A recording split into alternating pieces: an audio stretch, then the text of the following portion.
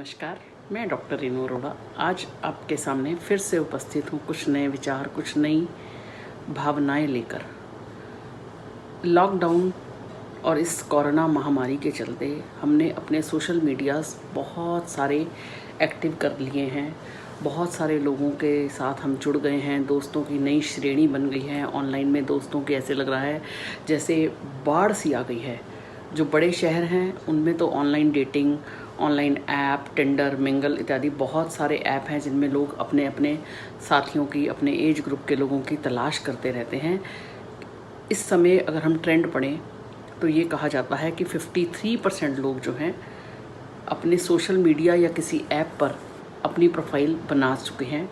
तो अगर आपने भी ऐसी कोई ऑनलाइन प्रोफाइल बनाई है तो बनाइए, बनाने में वो आपका अपना पर्सनल डिसीजन है। बट ऐसे में ऑनलाइन दोस्ती करते हुए बहुत सारी बातों का ध्यान रखना बहुत ज़रूरी है।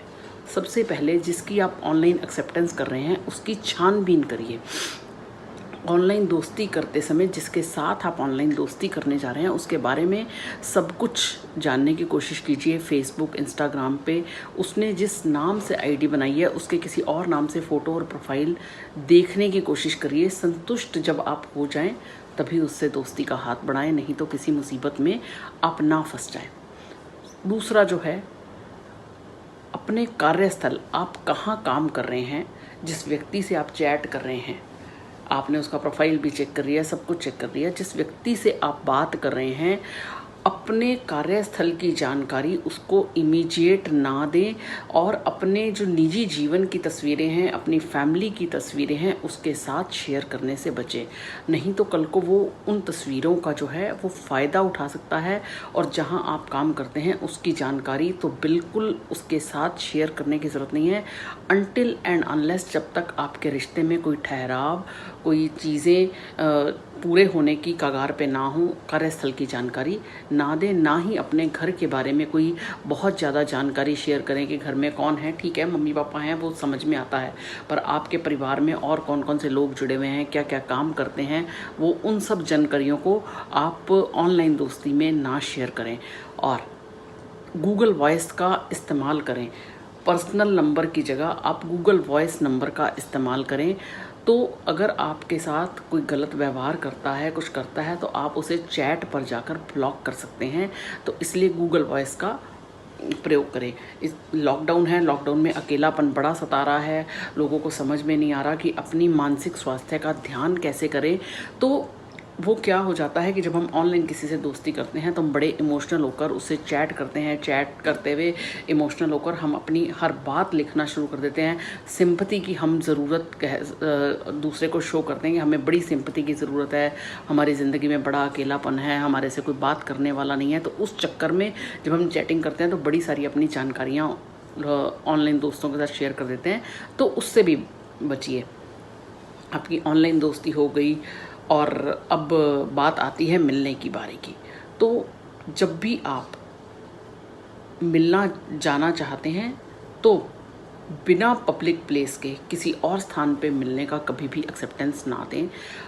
मिलने के लिए हमेशा किसी सार्वजनिक स्थल को चुनें, भीड़ भाड़ वाली जगह पर चुनें, ताकि आपको नहीं पता आप जिससे मिलने जा रहे हैं वो कौन है, क्या है, उसका क्या प्रोफाइल है।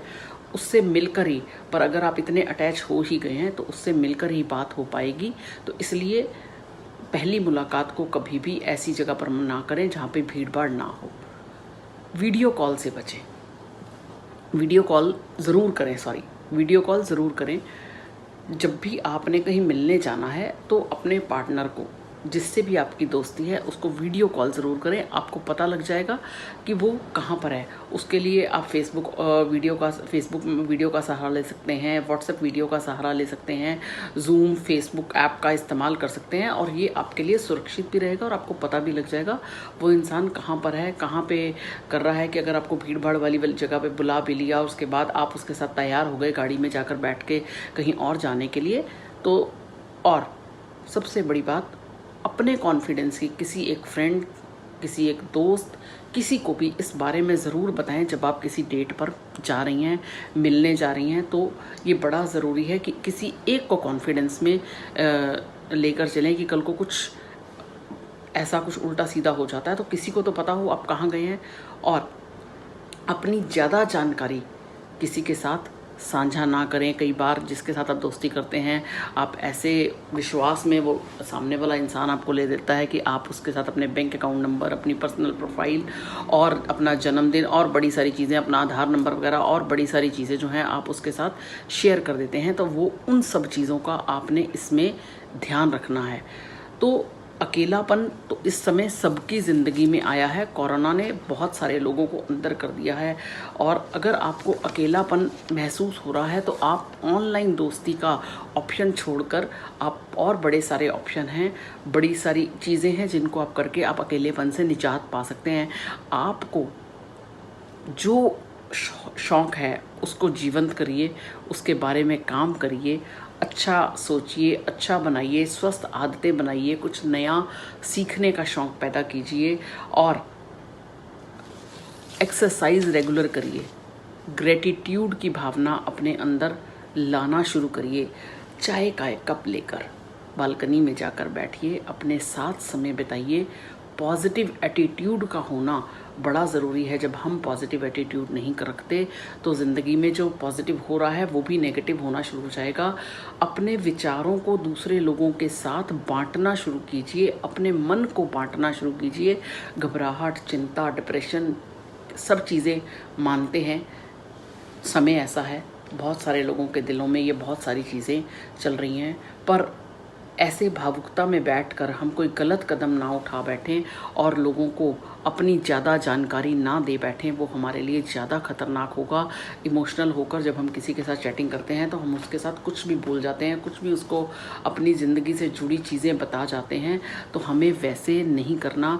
अगर हम किसी हॉस्टल में फंस गए हैं, वहाँ से नहीं निकल पा रहे हैं, तो अपने घर वालों के साथ निरंतर संपर्क में रहें, दोस्तों के साथ बातचीत करें, और बजाय इसके कि हम कोई पार्टनर ढूंढ रहे हैं, कोई ऑपोजिट सेक्स का ढूंढ रहे हैं, बजाय इसके हम अपने हम उम्र दोस्तों के साथ अपना वक्त बिताएं, उनके साथ फ़ोन पे बात करें। मेडिटेशन आप कर सकते हैं तो वो ज़रूर करिए। एक छोटा सा नुस्खा आपको बता रही हूँ कि अगर आप वाकई ही इस काल में परेशान हो गए हैं तो अपनी आती जाती सांसों पे ध्यान केंद्रित करना शुरू कीजिए। इसके लिए मैं ये नहीं कहूँगी कि आपको कहीं बैठना है, आपको बैठने की ज़रूरत नहीं है।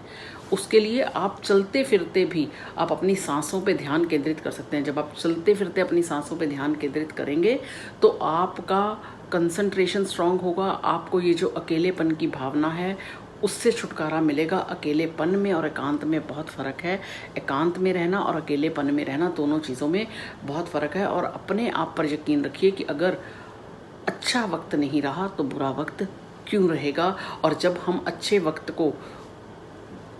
वक्त की क्या पहचान है कि अच्छा वक्त हमें थोड़ी देर के लिए खुशी देता है, और वो हमेशा तो कभी भी किसी की ज़िंदगी में नहीं रहता, क्योंकि जीवन का अर्थ ही परिवर्तन है। जीवन का अर्थ परिवर्तन है, बदलाव है। बदलाव हमें एक्सेप्ट भी करने पड़ेंगे। तो इसलिए ज़िंदगी में अगर अच्छा समय नहीं रहा तो बुरा समय भी नहीं रहेगा। अपने ऊपर काबू पाना शुरू कीजिए। अच्छी खाने की आदतें बनाइए। कई बार जो खाने हम अच्छा खाते हैं उससे भी हमारा जो मूड स्विंग्स हैं वो चेंज हो जाता है। और भविष्य के बारे में बहुत ज़्यादा सोचना बंद कीजिए, क्योंकि जो होना है वो होकर रहेगा। आप अपना कर्म जो है वो करते रहिए। अपने लोगों के साथ बैठिए, उठिए, अलग मत रहिए, बजाय इसके कि आप ऑनलाइन चैटिंग या इस तरह से कोई ऑनलाइन डेटिंग, ऑनलाइन फ्रेंडशिप के ऊपर अपना काम करें। मैं तो यही सजेशन दूंगी कि इस तरह से अपनी ज़िंदगी में लोगों को जोड़ें कि इन सब चीज़ों की ज़रूरत आपको ना पड़े। क्योंकि कई बार, मैं ये नहीं कहती हमेशा ही ऑनलाइन चैटिंग के नुकसान होते हैं या ऑनलाइन फ्रेंड्स के नुकसान होते हैं, बट बहुत सारे केसेस में ये चीज़ें देखी गई हैं। और हमारे जो आजकल की यंग जनरेशन है वो इन सब चीज़ों में ज़्यादा इन्वॉल्व है। तो उनके लिए एक संदेश है कि ये वक्त आपके करियर बनाने का है, आपकी एजुकेशन का है। तो सोशल मीडिया का आप सही प्रयोग कीजिए। इंटरनेट ने घर में साथ बैठे रिश्तों को तोड़ा है और बाहर जो लोग बैठे हैं उनके साथ रिश्तों को जोड़ा है। तो आप ऐसा मत कीजिए। तो ऑनलाइन चैटिंग करते हुए ध्यान में रखिए।